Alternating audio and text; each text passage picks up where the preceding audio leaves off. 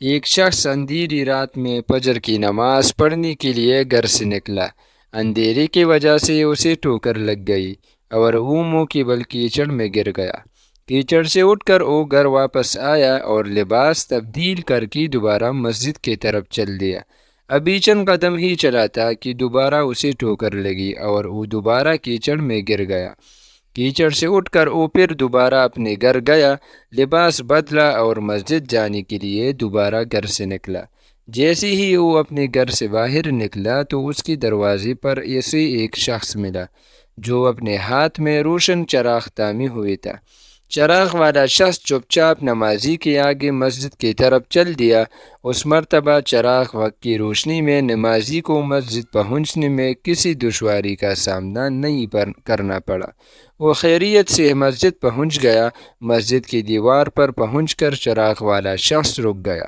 نمازی اسے چھوڑ کر مسجد داخل ہو گیا اور نماز ادا کرنے لگا۔ نماز سے فارغ ہو کر وہ مسجد کے باہر آیا تو وہ چراغ والا شخص اس کا انتظار کر رہا تھا تاکہ اس نمازی کو چراغ کی روشنی میں گھر چھوڑ آئے۔ جب نمازی گھر پہنچ گیا تو نمازی نے اجنبی شخص سے پوچھا، آپ کون ہے؟ اجنبی بولا، سچ بتاؤ تو میں ابلیس ہوں۔ نمازی کی تو خیرت کی انتہا نہ رہی۔ اس اجنبی کی یہ بات سن کر نمازی سوچنے لگا، ابلیس شیطان کیسے مجھے مسجد تک چھوڑ سکتا ہے؟ اس کا کام تو لوگوں کو بکانا ہے۔ تو اس شخص نے بڑی حیرت کے ساتھ ابلیس سے پوچھا، تجھے تو میری نماز رہ جانے پہ خوش ہونا چاہیے تھا، مگر تم تو چراغ کی روشنی میں مجھے مسجد تک چھوڑنے آئی۔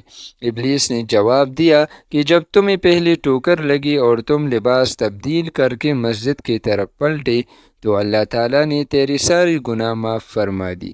جب تمہیں دوسری ٹھوکر لگی تو اللہ تعالیٰ نے تمہارے پورے خاندان کو بخش دیا، جس پر مجھے فکر ہوئی کہ اگر اب تمہیں ٹھوکر لگی تو اللہ تعالیٰ کہیں تمہاری اس عمل کی بدولت تمہاری سارے گناہوں کی مغفرت نہ فرما دی، اس لیے میں چراغ لے کر آیا ہوں کہ تم بغیر گرے مسجد تک پہنچ جاؤ۔